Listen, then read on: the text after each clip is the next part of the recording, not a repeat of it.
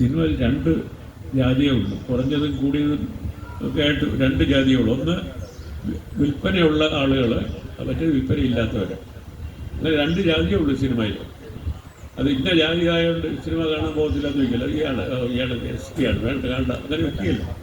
നമ്പൂതിരിയായിട്ട് പോയി കണ്ടുകളെ എന്ന് അങ്ങനെയും തീരുമാനിക്കുകയില്ല. അത് ആളുകളുടെ ഒരു കാഴ്ച സമ്പ്രദായത്തെ പറ്റിയുള്ള തെറ്റിദ്ധാരണയാണ്. പിന്നെ എന്തുകൊണ്ട് ഷെഡ്യൂൾ കാസ്റ്റിലെ ഷെഡ്യൂൾ ട്രൈബിലുള്ളവർ അധികം പേര് വരുന്നില്ല എന്ന് ചോദിച്ചു കഴിഞ്ഞാൽ, അവർക്ക് സിനിമ എന്ന് പറയുന്നത് ഒരു ഗാമ്പിൾ പോലെയാണ്. അവനവൻ്റെ ജീവിതം കൊണ്ടുപോയിട്ട് നല്ല ജോലിയൊക്കെ കിട്ടാൻ ചാൻസ് ഉള്ള ഒരാൾ അതിന് പോകുമ്പോൾ സിനിമ പിടിക്കാൻ പോകും. പ്രത്യേകിച്ച് ഷെഡ്യൂൾ കാസ്റ്റ്, ഷെഡ്യൂൾ ട്രൈബ് ഒക്കെ ഏറ്റവും ഫസ്റ്റ് പ്രയോറിറ്റി ഉണ്ട് ഒരു ജോലിക്ക്. മറ്റുള്ള ഈ പറഞ്ഞ ഈ കൂടിയ ജാതി എന്ന് പറയുന്നില്ലേ, അവരൊക്കെ എത്ര പാസ്സായാലും അവർക്ക് ജോലിയൊന്നും കിട്ടത്തില്ല. കാരണം ഈ ഇപ്പോൾ അഞ്ച് പേർക്ക് ജോലിക്ക് ഒഴിവുണ്ടെന്നുണ്ടെങ്കിൽ താഴേന്ന് തുടങ്ങുന്നത്. അതിന് തെറ്റെന്നല്ല ഞാൻ പറയാം, അത് വേണ്ടതാണ്, റിസർവേഷൻ വേണ്ടതാണ്. പക്ഷേ ഈ നമ്മൾ വിശേഷിപ്പിക്കുന്നില്ലല്ലോ, ഈ ഉച്ച ജാതി എന്ന് പറഞ്ഞ് വിശേഷിപ്പിക്കുന്ന ആളുകളിൽ പട്ടിണിക്കാരുണ്ട്, പഠിക്കാൻ നിവൃത്തിയില്ലാത്തവരുണ്ട്, എഴുതി വിറ്റിട്ട് റോഡ് സൈഡിൽ കഴിയുന്നവരുണ്ട്.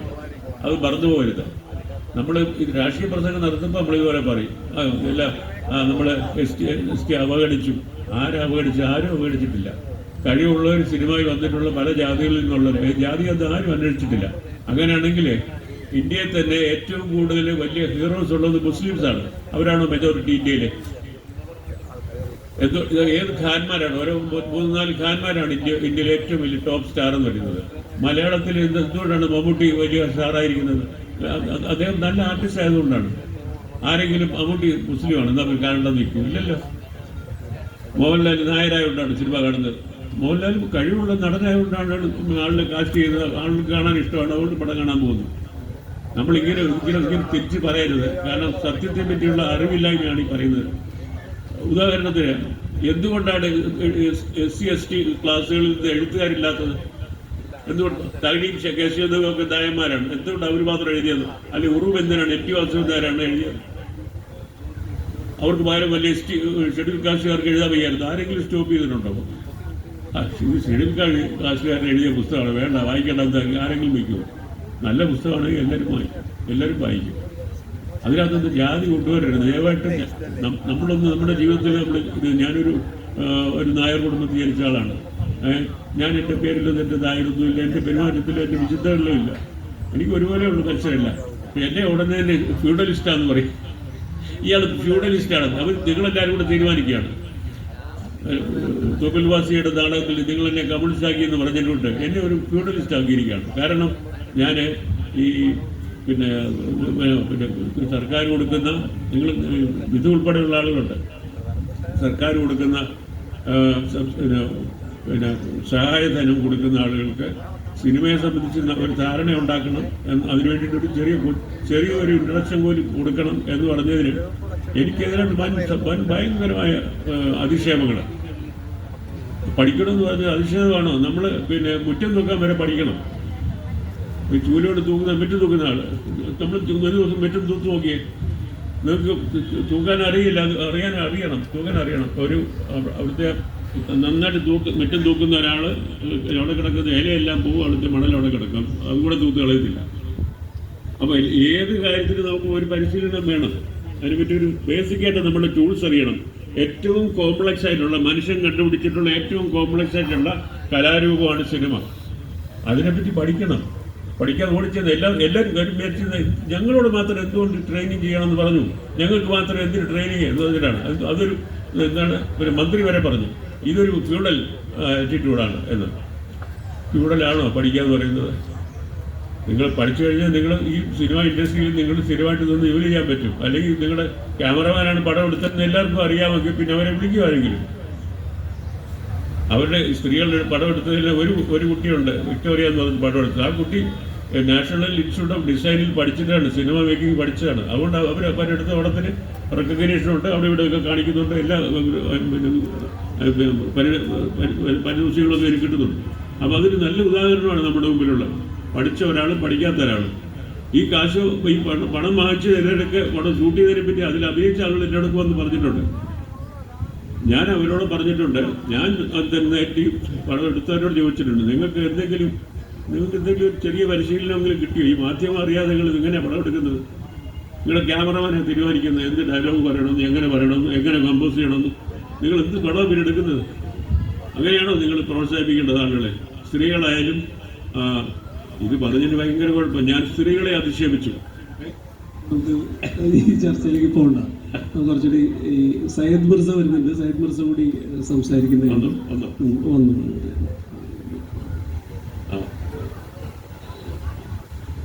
സയ്യിദ് മിർസ വരുന്നതിന് മുമ്പ് നമ്മൾ ഇതിനെ വെയിറ്റ് ചെയ്യേണ്ട ആവശ്യമില്ല.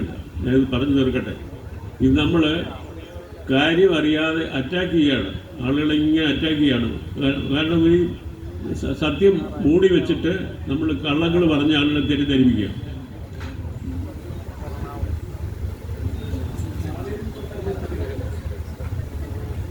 അതെങ്ങനെ കയറി വരും? നമുക്ക് താഴെ ഇരുന്ന് സംസാരിക്കാം. അത് മതി.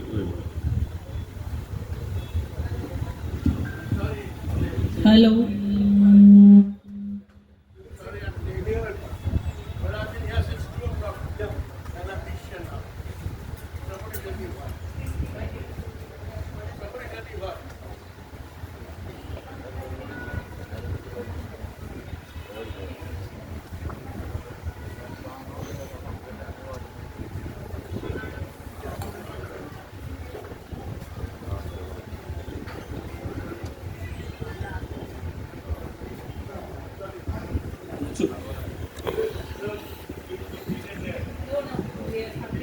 Please speak.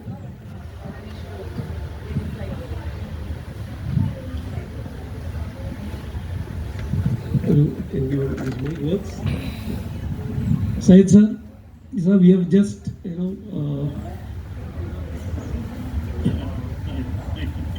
yeah, can you hear me? I can hear you. Yeah.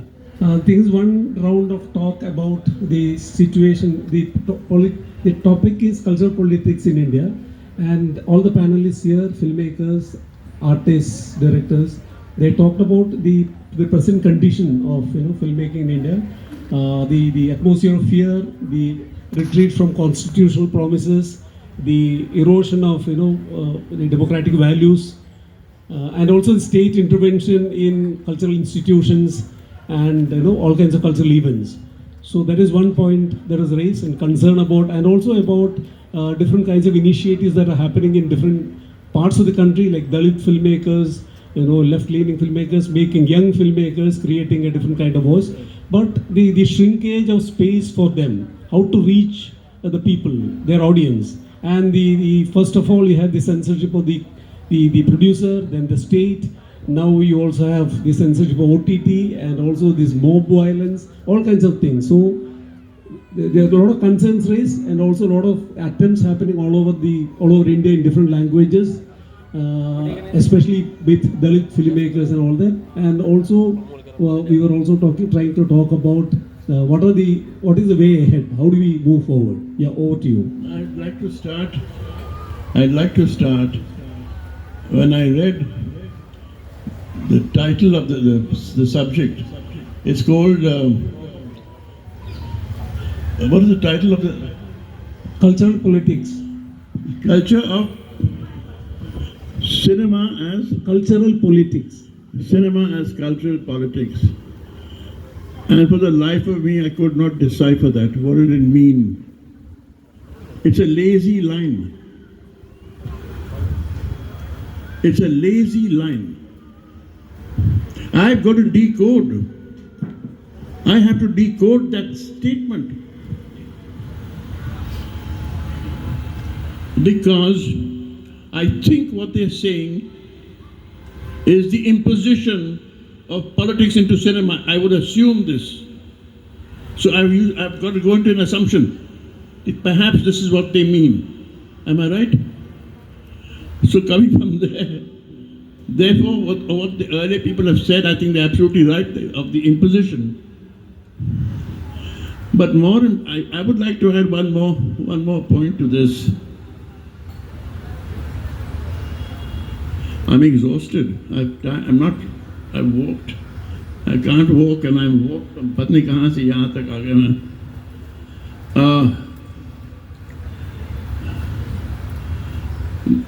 what I believe is culture is being usurped.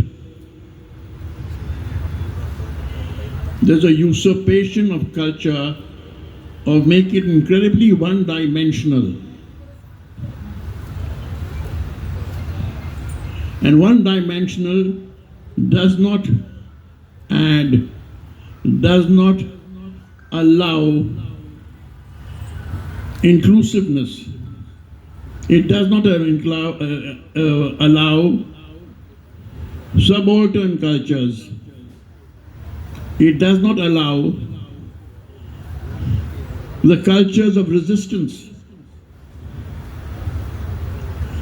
And what is happening today in our country is an imposition of one kind of culture,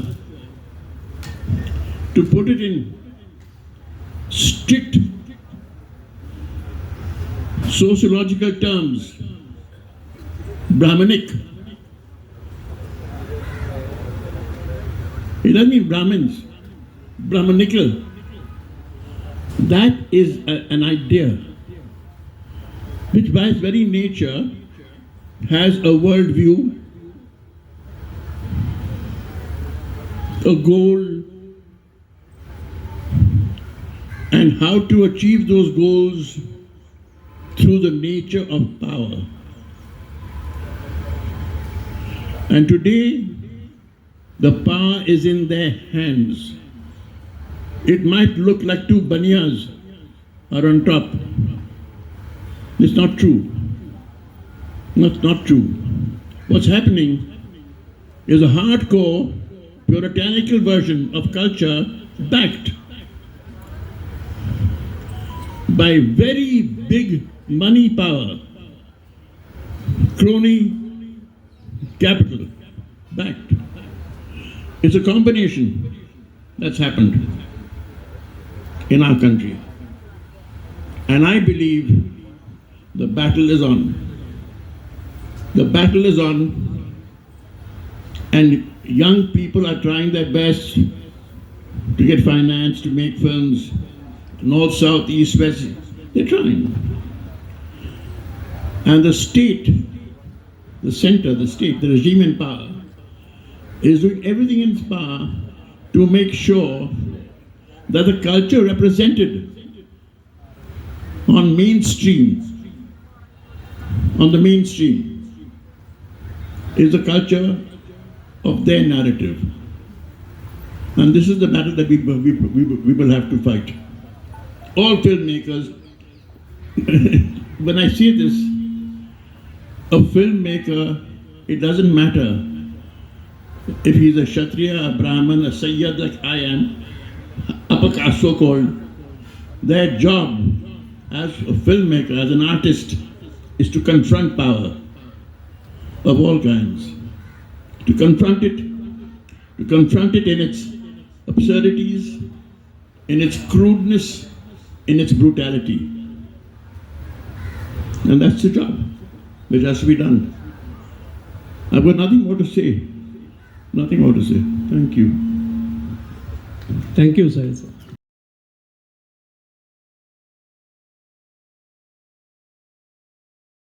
Spoke about people who have been marginalized had to take care of their daily needs to come and learn filmmaking, just like we women are taking care of the households, and to come out and make a movie is very difficult.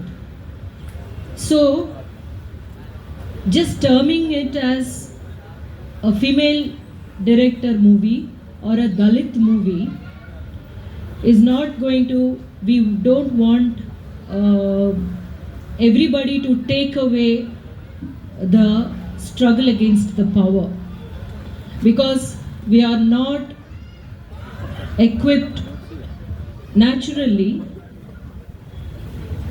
to stand in a place where the privileged, even though they are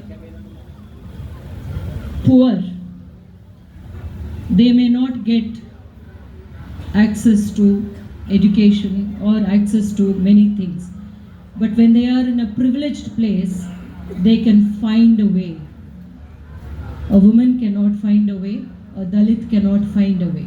It has taken many years for a person like Ranjit to come and open the doors for Dalit filmmakers. Now we are going to say that everybody, even though you don't eat or survive, you please keep that aside. You learn the craft and make movies. But I say, even if you do not know the craft, come and tell your stories. Along with trying to make a living. The difference between Raju Murugan's phone, which is a very simple phone, and my phone states the reality. There are people who are struggling to make ends meet, but their stories have to be told. So the same words what you have spoken now were, explained in a different way. In our movies, what are the dialogues mean? Like, where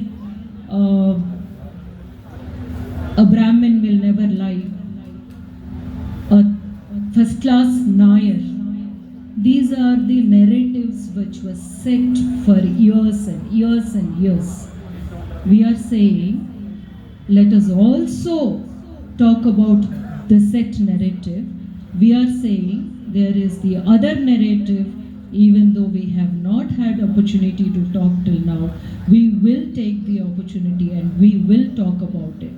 And so we have our voices also which need to be heard. Thank you so much. Okay, thank you, Rohini.